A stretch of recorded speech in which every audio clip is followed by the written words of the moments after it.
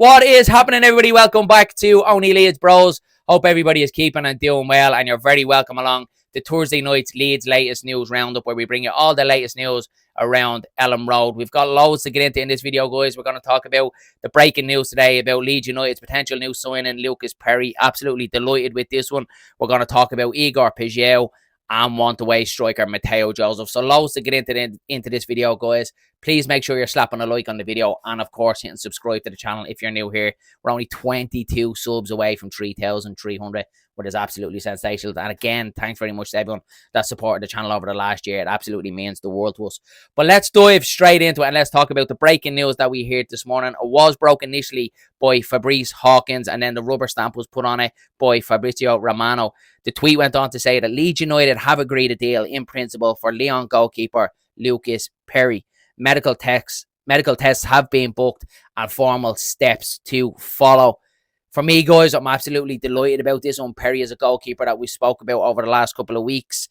Myself and Dylan did a video on goalkeepers. We talked about Milinkovic-Savic. We talked about Lucas Perri. We talked about Nick Pope.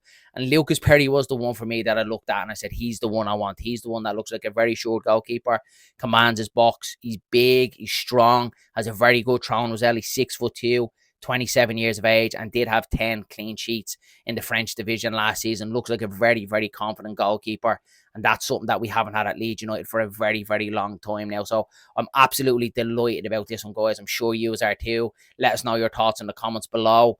The goalkeeper position for me has been a priority for Leeds United ever since we got promoted out of the Championship. I've been banging this drum that we need to go get a competent goalkeeper. I'm over the moon about this one, guys. We've seen a little bit of interest in Elland over the last couple of days. Supposedly Leicester City have shown a little bit of interest. Fenerbahce is in there, and also his former club Laurent have been in for him as well. So I do think this will be the back of Elland. I think it's probably the best for both parties. It's the best for Leeds United. It's the best for Elland. And overall, I'm very happy with the group of goalkeepers that we have at Leeds United now. If we can get Perri over the line, barring any sort of slip-ups in the medical, I think it's a very, very good goalkeeper that we have there. You've got a great backup in Carl Darlow. Don't forget, he has got Premier League experience also with Newcastle United. You've got Alex Cairns there, has plenty of experience, knows the club inside out, knows what it is to be Leeds United. And then a very young goalkeeper down at the under-21s and Rory Mahady. So I'm very happy with that group of goalkeepers that we have at Leeds United, and how often we said that over probably the last 20 years. It's very, very rare that Leeds United have a confident goalkeeper. So absolutely delighted with this one. On paper, it makes all sense in the world. On paper, it looks like a very, very good signing. But of course, we know football isn't played on paper. So I'm really looking forward to seeing him in a Leeds United shirt. We know that he has flown out to meet the team to get his medical done and dusted. Leeds United are playing a friendly on Saturday behind closed doors. Will he be in that one? I hope so, because I'd like to get a first look at him then. So very excited about this one. For me so far, this is the best signing of the summer so far. Very close to Anton Stack, because I really wanted him as well, but the goalkeeper position was a priority. So absolutely over the moon about this one, guys. So let's hope we get the announcement tomorrow, get the rubber stamp, and then we can move on to the next one. And speaking about next one that we've talked about over the last couple of videos and everyone's is talking about at the minute, is Igor Paixao. And this is the one that we all want. This is the one we want Leeds United to go get. He definitely is the one with a little bit of talent to sprinkle a stardust further up the field, is what Leeds United need if we are going to survive in the Premier League next season. But reports today have said that Leeds United have submitted a bid for Igor Paixao in the region of 30 million euros. Again, I'll take this one with a bit of pinch of salt. Hasn't came from the most reliable source. I read Graham Smith's article. He didn't confirm or deny that Leeds United have put in a bid for him, but he said Leeds United definitely have had conversations with Igor Paixao and his representatives. They're very happy with the project that was put forward to him. I'd imagine it's going to be very heavily likened to Rafinha. We've seen that with all the reports there. And I'm sure they've shown them, look, if you come to Leeds United, this could potentially be your arc to be a stepping stone. Unfortunately, we don't like saying that as Leeds United fans, but that's just where we're at the minute. But Feyenoord, they hold all the cards in this one. He still has 4 years left on his contract there. He was, without a shadow of a doubt, the best player in the Dutch division last season. I think he scored 18 goals. Overall, he's played 129 times for Feyenoord, 62 GNA, which is absolutely unbelievable stats. So I hope we do get this one done. The only one I don't agree with this is the 30% sell-on clause. I know some people will say it doesn't matter, just get it done and get it over the line. But I still want the best for Leeds United. I want the best deal. I think if we do go down the route where he has a Rafinha-esque sort of arc and we turn him into a great player, potentially if we are to sell him on in a couple of years' time, that 30% market, that's a massive hit for Leeds United. So if we can somehow maybe trump up an extra 5 million, say, I don't know, I'm not involved in the club, to kind of waive that 30% sell-on fee, that's what I'd be looking at. But again, I hope this is the one that we do get done. This is the one we all want done. With Leeds United, we know that we do need another winger. We have got Willie Gnonto, we've got Largy Ramazani, we've got Daniel James, Jack Harrison, who I'm not confident having around the place. I think we all know that he's a very similar style of play to what Manar Solomon was. He plays out on that left-hand side, but very dominant on his right foot, cuts inside and does that whip and ball exactly the way Manar Solomon does. Has played Champions League football as well. So without a shadow of a doubt, this will be the sign of the window for Leeds United. If we can get it done, I can't see anything being done towards the tail end of this week. This could potentially rumble on to next week and the following week. I do think this one will go right to the wire.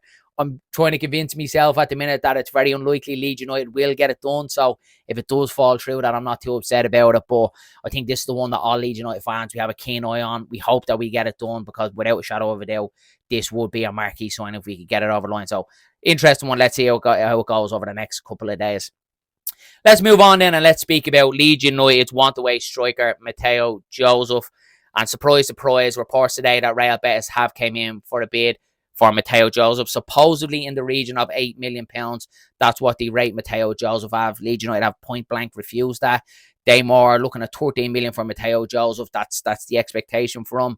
Or Leeds United said a straight up loan deal, no obligation, no option to buy, just a straight up loan deal for a year.